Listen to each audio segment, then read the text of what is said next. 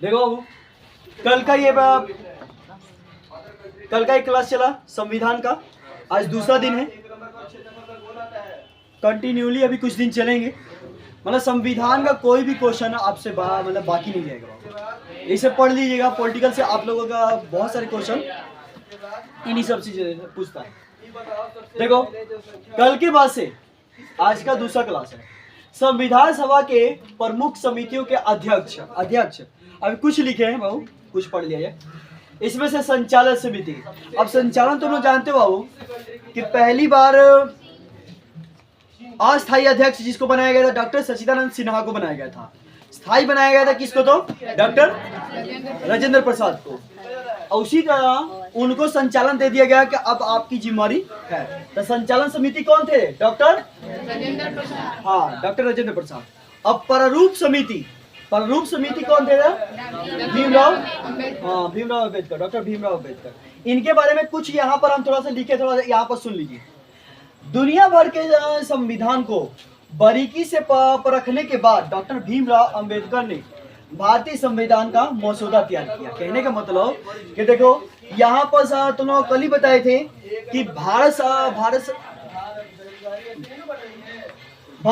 अधिनियम 1935 से सबसे ज्यादा लिए गए हैं, और उसके बाद से विदेशी तो अन्य देशों का भी 250 लिए गए हैं अनुच्छेद। 395 अनुच्छेदों में से 250 अनुच्छेद आपके देशी रियासतों में से लिया गया है, अपने देश से लिया गया है। भारत संविधान अधिनियम 1935 से लिया गया है, और विदेश से आपके इन देशों से लिए गए हैं, सब ये सब देशों से। जब क्वेश्चन हमारे भारत पर उठा कि भारत के संविधान पर कोई खास नहीं है विवरण, तो भीमराव अंबेडकर ने बाकी देशों के संविधान को बड़ी बारीकी से पढ़ा, और बारीकी से पढ़ने के बाद उनकी जितनी भी अच्छाइयां थी सब चीज अपने में इंक्लूड कर ली, सब चीज लिखने लगे। कुछ अमेरिका से, जैसे आपातकाल कहाँ से लिया गया? जर्मनी से लिया गया। नीति निर्देशक तत्व कहाँ से लिए गए? आयरलैंड से लिया गया। संविधान में मतलब संशोधन करने का काम, मतलब कुछ बदलने का, जो संशोधन करने का काम दक्षिणी अफ्रीका से लिया गया। अलग अलग देशों से लेकर इन्होंने संविधान में लिखा गया। इसीलिए पूरे दुनिया का सबसे बड़ा संविधान किस देश का है? तो भारत का है।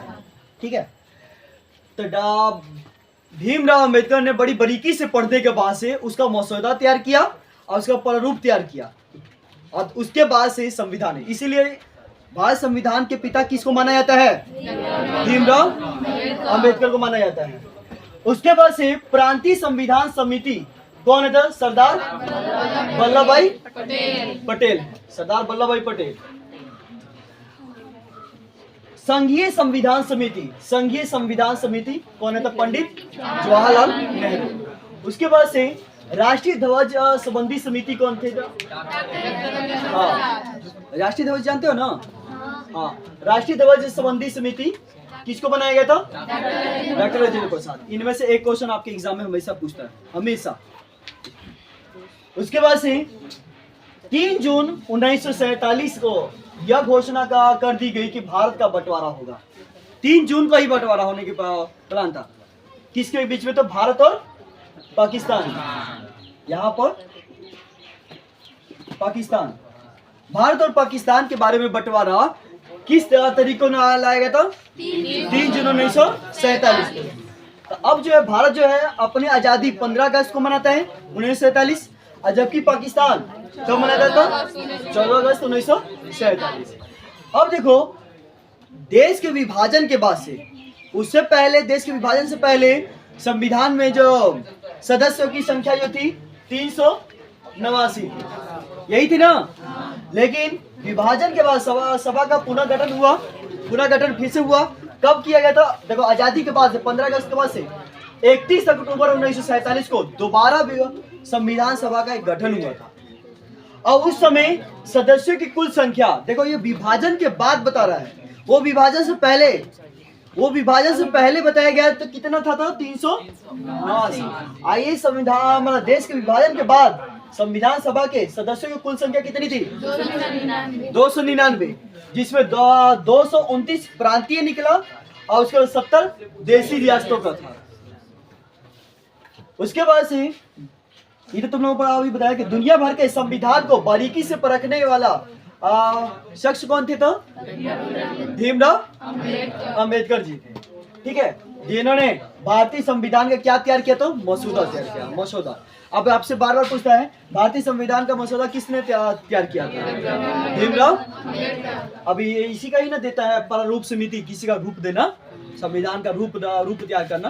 तो प्रारूप समिति के कौन थे, कौन बने? तो हाँ। अब देखो संविधान बनकर यदि तैयार हुआ तो देखो तो लोग जानते हो संविधान बनने में 2 वर्ष 11 महीने 18 दिन लगे, ये सबको जानता है। अब ये तैयार कब हुआ था? 26 नवंबर को, 26 नवंबर 1949। ठीक, आपको बोलेगा कि संविधान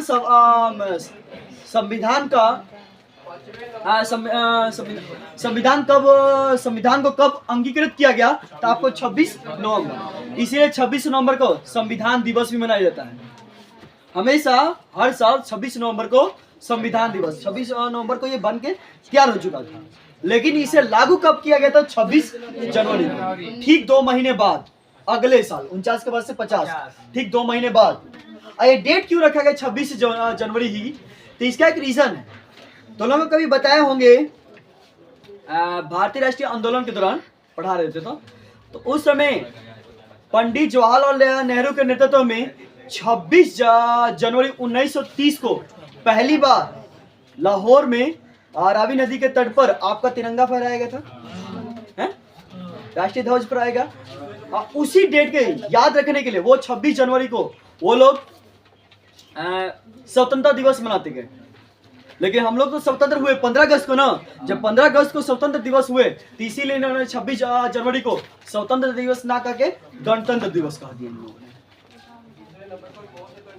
26 जनवरी 1930 के वो 26 जनवरी को उन्होंने स्वतंत्रता दिवस की घोषणा की थी 1930 के टाइम में, और उसके बाद से प्रत्येक 26 जनवरी को स्वतंत्र दिवस के रूप में ही मनाते थे। लेकिन 15 अगस्त को जब भारत आजाद हो गया और उसके बाद जब संविधान तैयार हुआ तो इन्होंने 26 जनवरी को गणतंत्र दिवस के रूप में इसे माना गया। इतना क्लियर है?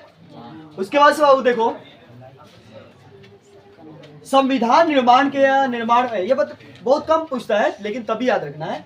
संविधान के निर्माण ये हो याद रखना। संविधान के निर्माण पर कुल खर्चा कितना हुआ? तो 63,96,729 रुपया खर्चा हुआ।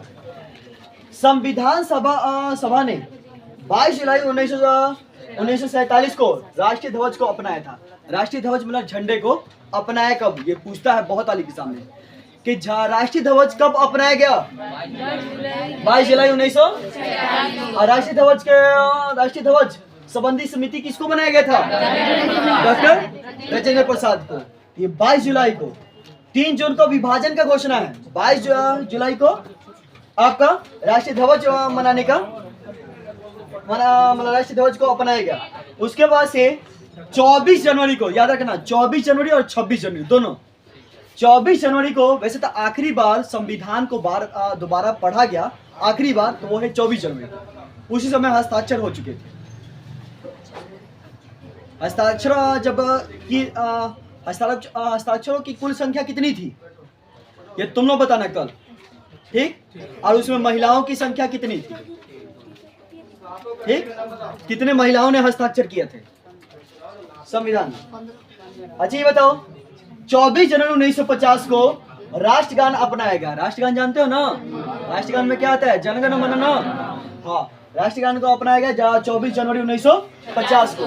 जबकि 26 जनवरी 1950 को क्या अपनाया गया? तो राष्ट्रगीत को अपनाया गया। अब देखो बाबू, संविधान के स्रोत बताइए कि स्रोत किस रूप से इसे तैयार किया गया।